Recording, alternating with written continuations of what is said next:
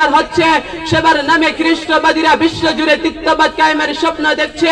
সেবার আড়ালে তারা শোষণ, জুলুম, নির্যাতনের ইস্তেমরুরা চালাচ্ছে। হিন্দু, খ্রিস্টান, ইহুদি, বৌদ্ধ, ইসকন হিন্দুত্ববাদ প্রতিষ্ঠা করার জন্য আদাজল খেয়ে মাঠে নেমেছে।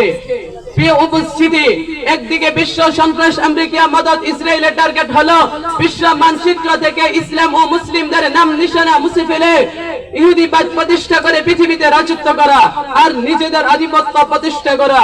অন্যদিকে কাশ্মীর থেকে বেশি আসছে মা বোনদের আর্তনাদ ও চিৎকার। খুশবু ফিলিস্তিন, আরাকান, ইরান, লেবানন থেকে পাওয়া যাচ্ছে হাজারো মুসলিম শিশুর, তরুণ তরুণী ও তরুণদের রক্তের ঘ্রাণ।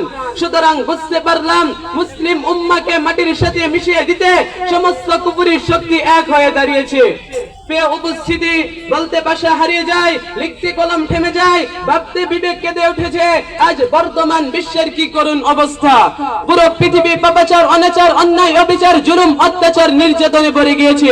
চারিদিকে শুধু মারামারি, কাটাকাটি, হানাহানি, হাহাকার আর হাহাকার। সামান্য সম্পত্তির জন্য ছোট ভাই তার আপন বড় ভাইকে মেরে ফেলছে, বড় ভাই তার আপন ছোট ভাইকে। বাবা তার মেয়ের সাথে অশ্লীল কাজে লিপ্ত হচ্ছে, ছেলে তার মার সাথে।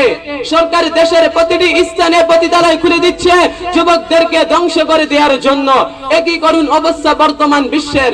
প্রিয় উপস্থিতি, পৃথিবী আজ এমন হয়ে গেছে, যারা সৎ কাজের আদেশ করছে, অসৎ কাজ থেকে বাধা দিচ্ছে, তাদের যারা মানুষদেরকে আল্লাহর একত্ববাদের দিকে ডাকছে, যারা মানুষদেরকে তাওহীদের দিকে ডাকছে, তাদেরকে আজ জঙ্গি রাজাকার বলে জেলে ঢুকিয়ে দেওয়া হচ্ছে। জুলুম, অত্যাচার করা হচ্ছে তাদের উপর। আর যারা দেশের সম্পদ বিদেশে পাচার করছে, যারা জনগণের সম্পদ লুটে পুটে খাচ্ছে, যারা গরিব দুঃখীদের পেটে লাথি মেরে তাদের সম্পদ আত্মসাৎ করছে, যারা নিজের দেশকে বিদেশিদের হাতে তুলে দিয়ে নিজের দেশকে ধ্বংসের দিকে ঠেলে দিচ্ছে, তাদেরকে আজ আমাদের বিশ্ব নোবেল পুরস্কৃত করে সততা ও দেশপ্রেমিক হিসেবে ঘোষণা করছে। এই হলো বর্তমান বিশ্বের পরিস্থিতি। প্রিয় উপস্থিতি, বিশ্বের এই কঠিন পরিস্থিতিতে আমাদের করণীয় কি?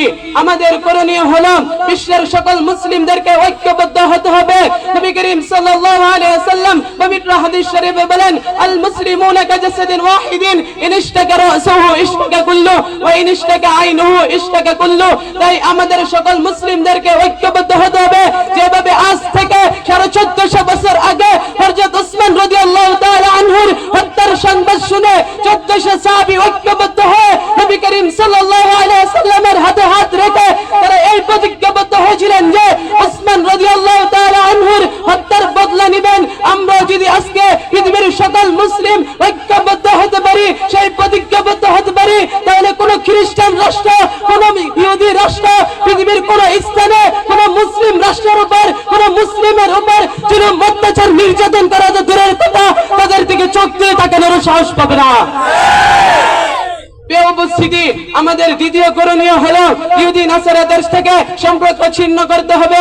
আল্লাহ পাক রব্বুল আলামিন পবিত্র কোরআন শরীফে বলেন, ইয়া আইয়ুহাল্লাযীনা আমানু লা তাত্তাখিযুল কাফিরিনা আউলিয়া মিন দুনিল মুমিনিন। তোমরা মুমিনদের ব্যতীত ইহুদি নাসারাদেরকে বন্ধুরূপে গ্রহণ করিও না।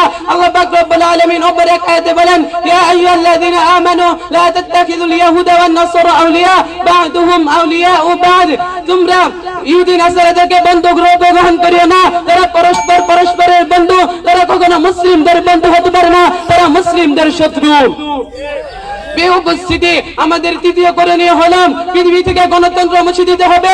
যে গণতন্ত্র কল্যাণের নামে মা বোনদেরকে রাস্তায় নামাচ্ছে, যে গণতন্ত্র কল্যাণের নামে দেশে নারী পুরুষদেরকে সমান অধিকার দিচ্ছে, যে গণতন্ত্র কল্যাণের নামে দেশে পতিতালয় খুলে দিচ্ছে, যে গণতন্ত্র কল্যাণের নামে মদের লাইসেন্স দিচ্ছে, যে গণতন্ত্র কল্যাণের নামে দেশের সম্পদ বিদেশে পাচার করছে, যে গণতন্ত্র কল্যাণের নামে গরিব দুঃখীদের পেটে লাথি মেরে তাদের সম্পদ আত্মসাৎ করছে, যে গণতন্ত্র কল্যাণের নামে ইসলামকে অবক্ষিত করে হিন্দুদের পুজোয় যে তাদেরকে স্বাগত জানাচ্ছে, সেই গণতন্ত্রকে পৃথিবীর বুক থেকে মুছে দিয়ে আবার খেলাফত প্রতিষ্ঠা করতে হবে।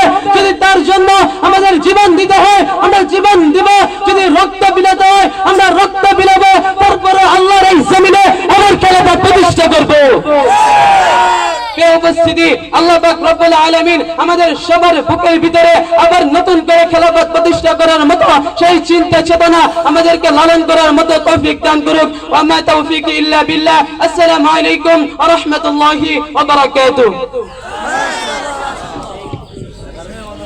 মাশাআল্লাহ।